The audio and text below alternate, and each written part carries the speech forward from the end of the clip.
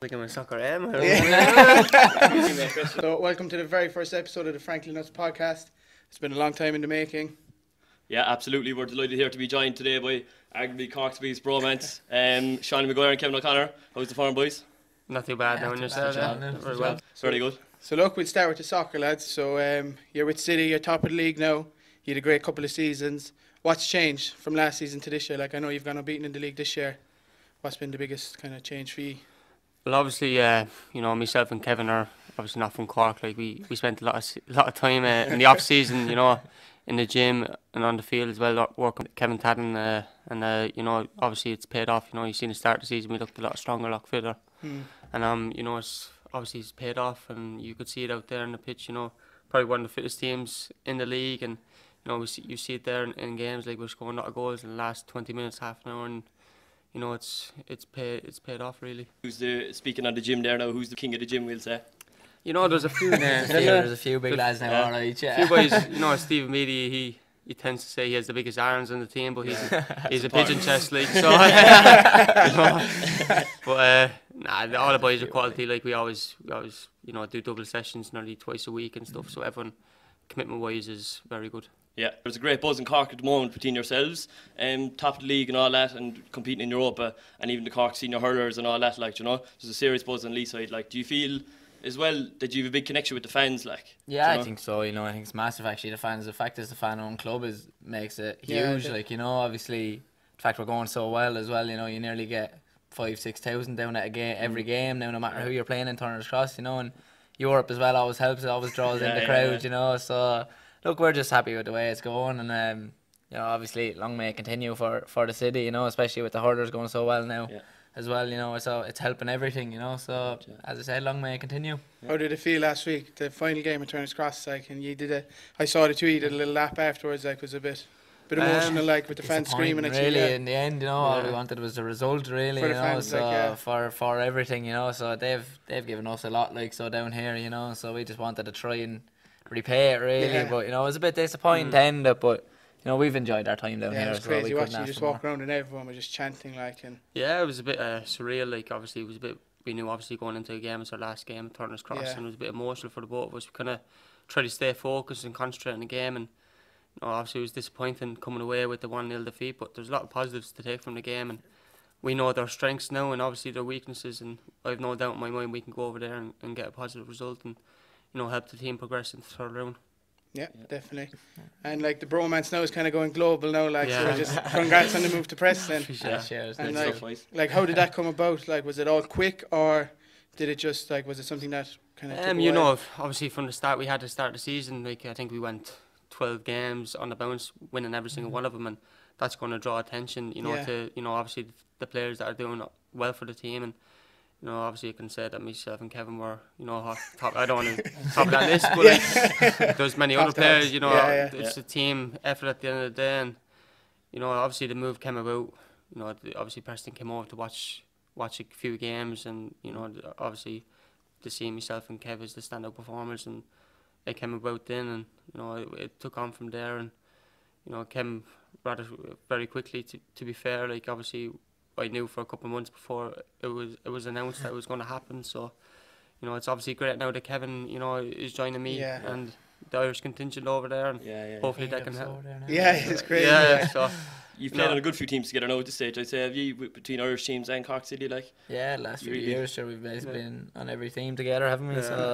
Yeah. So we've been away pretty much rooming together every beside of each other. I think every team knows that if myself and Kevin are on the same team, that we got to be room with each other. It's part and parcel about it. And do you feel with Preston and stuff, do you think it's going to give you a bit of that bigger stage, we'll say, to hopefully go on and go for the green jersey, we'll say, in the future, senior level? So for two of us, I suppose, the conversation name should be in the hat already anyway, there shouldn't be any doubts about it, but I suppose for the two of us, it's just a matter of getting over there and trying to get into that team first, and we obviously feel we're good enough to go over there and do that, so it's a matter of putting the head down and working hard and getting into the team, and everything starts then from there, so.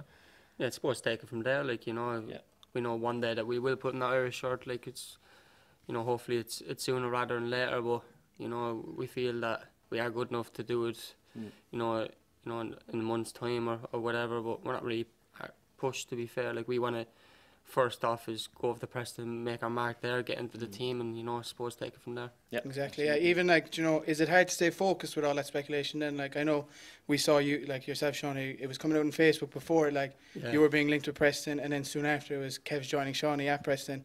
Is it hard to stay focused on the pitch with all that talk off it, or like do you just try keep that out of your minds, like? Or yeah, you try going, you know, into every game, try, you know, look at it and say, like it's obviously tough, you know, going onto your Twitter, Instagram and stuff like that, and you know, people are messaging saying is it true and stuff like that, but and you can't comment then either, like and even walking, you know, going around town and stuff like that, people coming over to you, is it true and stuff like that, and we kind of have to keep it quiet, even though we know that it's, you know, it's pretty much done, like, and but it's, you know, it's you know, it's worked out pretty well because we stay focused. We've played what 28, 29 competitive games this year. I've only lost one, and you know, it's a credit to obviously me and Kev for staying focused, but it's credit to the team. You know, you show how good of a team we have this year.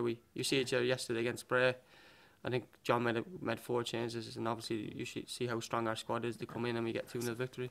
Yeah, I think with the fans as well, like, you know, it's they've been great. Like, you know, they haven't been bitter about it at all. You know, after every game they've been wishing us the best of luck, you know, and everything. So we can't ask for any more. Like, they've been great around the place, you know. I've been overwhelmed with the support we've got. Like, you know, throughout the town, myself and Kev, you know, walking down town to get a bite to eat or whatever, and the people coming up to you, shaking your hand, you know, wishing us all the best. And you know, it's a credit to them because, you know, they're definitely the best supporters in the league, by you know, a long distance, and you know, it's, you know, the love for the fans, the love for the city is something that, you know, I felt straight away when I came down here. And you know, as I said before, I'll be looking out with the boys, you know, results, the fixtures, come back across to get that league medal. No? Obviously, we'll hope to do that now next couple of months. As we said, we're the 2 biggest fans now once we go away. Like, once you go abroad, for a half-time appearance or something there for the medal. Like, what do you feel are your biggest highs from your time at City? It has to be last year. It has to be the cup final. Cup final goal. I can't put into words what I felt like to score the goal. Obviously he got it, so that's a different feeling completely. But even the feeling that he got when he scored the goal, just once it hit the net, you know,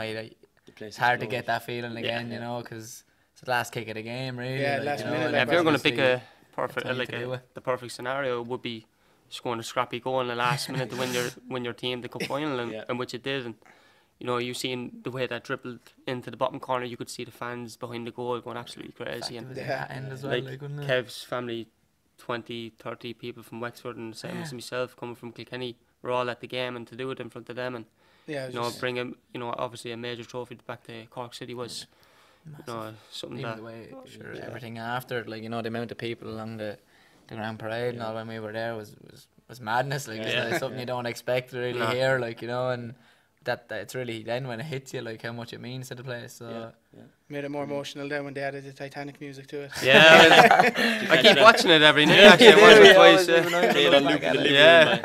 Happy days. It suits it perfectly. So we were thinking about doing a bit of a soccer aim, teammates, right? We're going to go all soccer aim on. And who do you think is the biggest messer in the squad? I'd say we could put agree on this one, like, you know, Beats, like Stephen Biddy, like you walk in. Pop no toys. He's the one that's causing mischief around the place, and he's like one time, like I think I came in for lunch and I walk into the dressing room and I bought brand new flip flops, and I walk in and he's just drawing on them, like, and they put my mark, and this was a week before the 2-week break, and I'm like, what you doing, man? Like, brand new flip flops. I wanted them for holidays, and he's gone and drawn them. But yeah, he's definitely the biggest messer. Like, there's a few messers about. Mills is up there with him as well. You know, yeah, Mark McNulty. A 36 or 37 year old. You know, he's the biggest child on the team. Like, you know, the banter around the dressing room is great. Like, I think everyone gets along with everyone. Like, there's a few names could pop up there. Like, I think the worst banter's got to be Shane Griffin and obviously Gary Buckley, because the worst. Yeah, it's by far like down to their level as well, you know. I could speak on behalf of everyone for that. But, like, yeah, definitely the worst banter. Who would you say is the biggest hard man? Who likes to tackle and who gives it the big in the gym?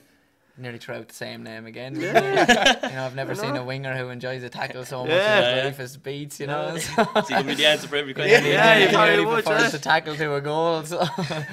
Yeah, but sure, look, he's one of them, and he loves it, doesn't he? He loves real character. He's proper character. Passionate, like, he's great. Like, he gives 110%. Like, you know, on and off the field, you see it there. The fans love him. for the way he plays and the way he, you know, obviously you could throw Conor McCormick in there as well, because he's the exact same as Beats. Like, gives 110% every game, and Benno. you know, Benno as well. Like, true, and he's Is there any of the lads with a bit of dust gathering on their wallet? Most of the lads now are they're all right. Pays their way with the coffees and all that, like. Well, there's a few. There could be a few heads turns for that, you know, that case. Yeah. No, I think obviously there's a few coffee clubs, and I was in a, you know, Stephen Beattie and Carl Shepherd's coffee club at the start of the year, but obviously I got banished from that. I was a bit disappointed. But didn't you, early enough? So. Nah, most of the boys are alright. Yeah. And who would be the teacher's pet, like Caulfield's right hand man? Like, who's Daddy's boy? Daddy's boy. That's a good way of putting it. That's a good question. That is. Who's Daddy's boy? Just let me go through the team. Go through the team there, right now. There's no real. Is there? No. Is there one that you? Usually when there's hesitation, it could be the lads themselves. Maybe him. I can't really think of anyone really. Usually the boys are alright. Like, you know. I suppose you could throw a Shep into that now. Shep into it, that's probably the one. Yeah, you throw into kind of like manager's pet, isn't he? It's kind of a love-hate relationship. Mostly love, but they hate to love each other. Yeah. And who would you say, any fella that needs his wardrobe needs a bit of a makeover? Worst dressed? There's a few names there. A few names there. Stephen B is a great tracksuit there that he likes to wear a lot, doesn't he? Yeah.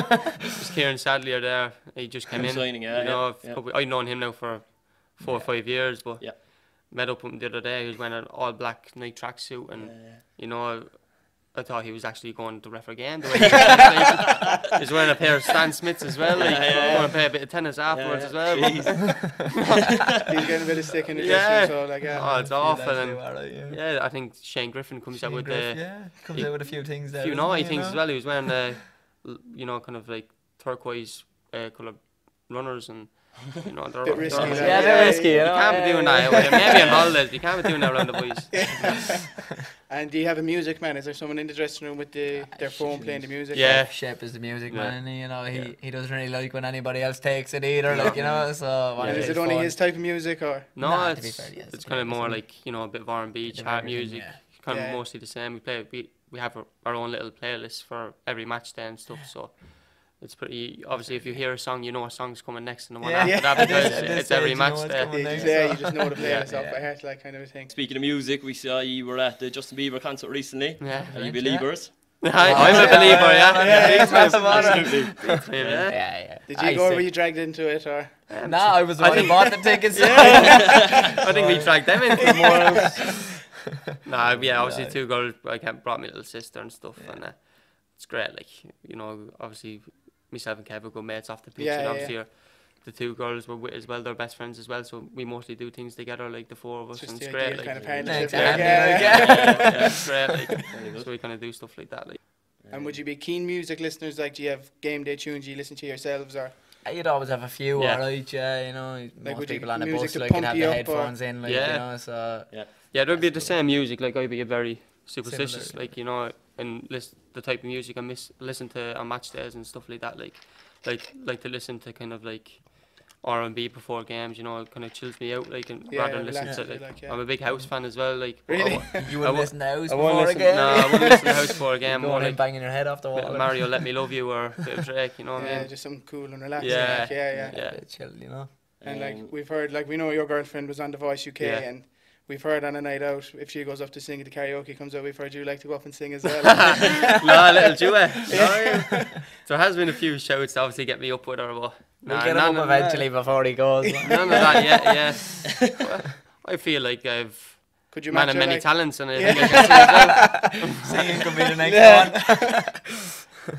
Obviously, we'll have to do our initiation songs when we go up to Preston. Like, have you even thought about them yet? Like, or we know our songs. Like, we have to do it when you'll see them obviously in the next couple of weeks.